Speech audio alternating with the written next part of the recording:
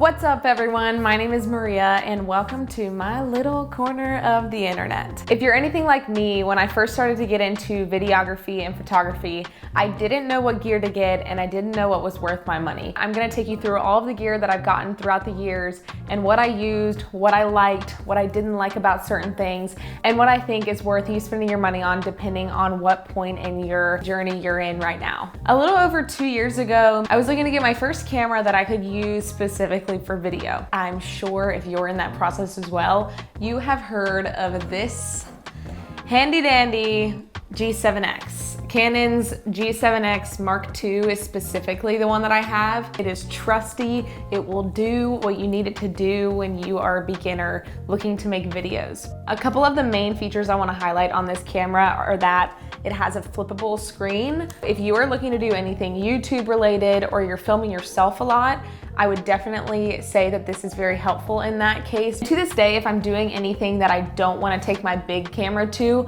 I will take this along with me because it's tiny, it's durable, it's portable, and it gets the job done. Beginner, affordable, will do basically whatever you need it to do. Definitely would suggest this for beginner video makers. Now, the one down thing about the Canon G7X is the mic. If you are doing anything for a client or something that you're far away and you still want audio from, it's not going to be the best for picking up good quality audio. This is where my next purchase comes in. This is the H1N recorder. There are a couple things that I liked about this for the time that I was using it as my main source for better quality audio, and that is that it came with this wind protector that makes it kind of look like a Smurf, but a lot of my shoots are outside and you can't control the wind or you can't get away from it, and this does a great job at blocking that out and just picking up the subject's voice or the river or whatever I'm trying to record. You can plug a pair of headphones into this so you can hear what the audio quality is sounding like, which is awesome. And other than that, it's just pretty user-friendly. It's simple and it's fairly small for what it does for the quality of sound that it produces.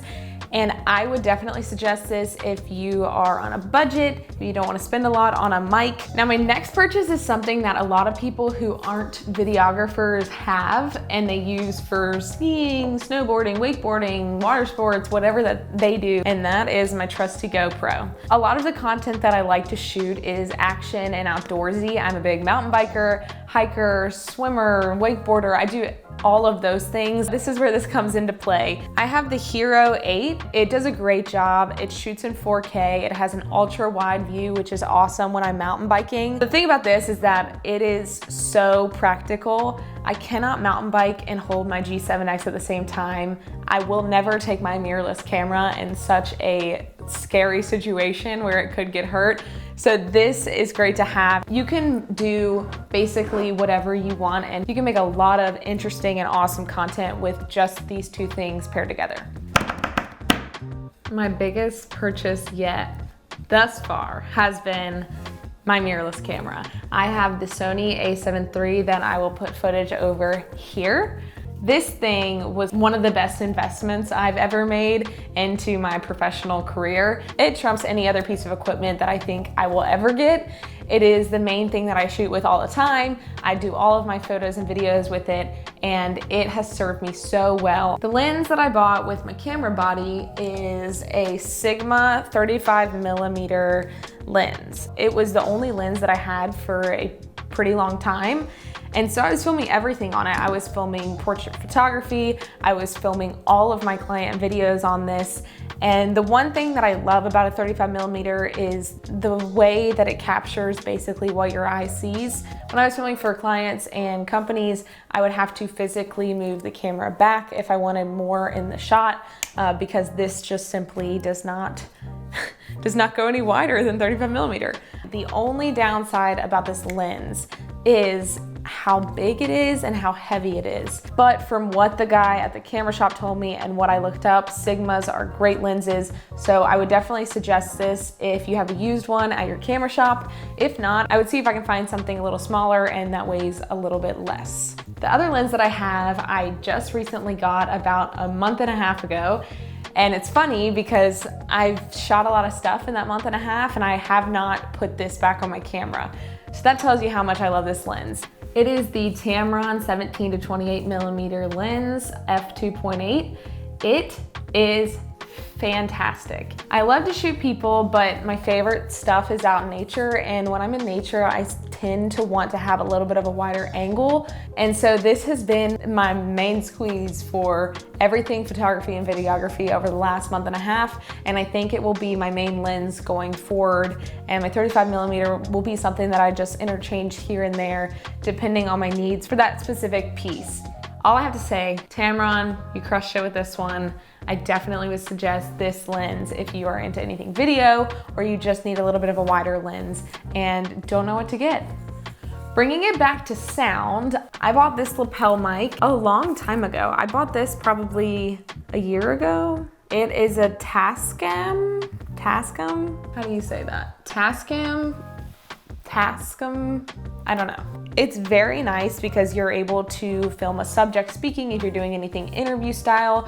You're able to film action shots because this mic can be on your subject. A lot of people use these mics for weddings so they can catch the audio when they're in the middle of the ceremony, when they're doing their first look, when they're leaving the ceremony, after the ceremony, those special little moments, they're able to capture with something like this because it's discreet. It goes right on your little lapel. You can even put it under a shirt. It attaches to its little box. It's very easy to use. I just looked up a YouTube tutorial on how to get it set up when I ordered it, and it is what I use for every video shoot that I've shot since I've gotten it. Definitely would suggest this lapel mic. I'll have it linked below if you're looking for some better quality audio than your camera body can give you. I feel like Roboto with this thing. My partner got me this not too long ago. It is the Small Rig camera cage. This is something that has helped me tremendously with camera stabilization.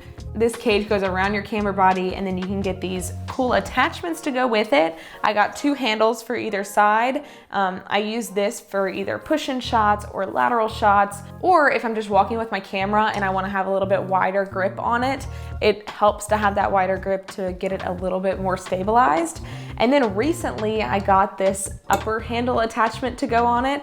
If you're shooting someone walking or action shots of a mountain bike, anything that's low to the ground where it's easier for you to hold this down by your feet than it would be for you to crouch over and run with your camera and get that very shaky shot. So this takes a lot of that shakiness out of my shooting, which has been so awesome. And if you're not someone who has the funds like me to get a nice gimbal to have those perfectly smooth shots all the time, or if you just prefer shooting handheld, this helps a lot. If you're looking to stabilize your footage, do a little bit more fun things, and look a little bit cooler, honestly, definitely would suggest this. The last thing that I have is lighting.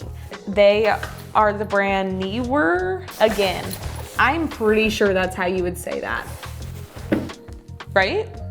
Neewer.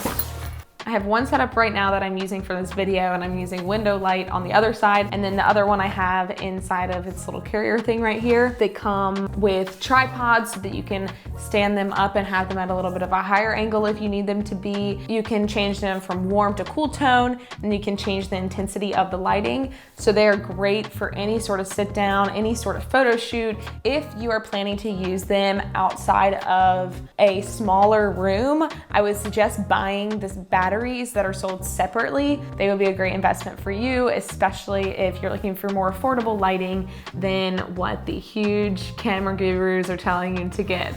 I thought this video could just be used to talk about my main equipment because that's what I was looking for when I was a beginner. I was looking for people to just tell me straight up what they have, what they like about it, what they don't like about it, if they'd suggest I use it. It's a big decision to invest in equipment. You're investing in yourself, you're investing in your future.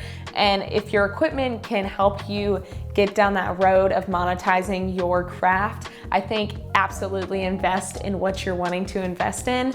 That's what I have done. I have taken small steps. I started out with the Canon. Once I started to make a little money off that and determined that I really do love videos and I really do want to continue to do this, I finally invested in a mirrorless, and I have pushed that further, and not only do I work freelancing with this sort of stuff, but I also use it as a part of my full-time job. If you're looking to get into anything photography and videography, I say go for it. I say get your equipment, start small. You don't need everything. You can do what you need to do with things that don't cost a lot of money. I will try to have everything that I mentioned in this video linked below. And if you have any questions about anything else, photography, videography, gear related, I am by no means an expert in this field. I am just someone who has taken to the craft and I enjoy it. I do it as a part of my creative outlet, but also a part of my career. So shoot any messages my way if you have any questions about gear or my processes or editing or anything like that, or any other videos that you'd like to see from me. I'm hoping to get more videos out soon of adventures and sit downs like this. So let me know if you have any suggestions there. And other than that, I'll see you later.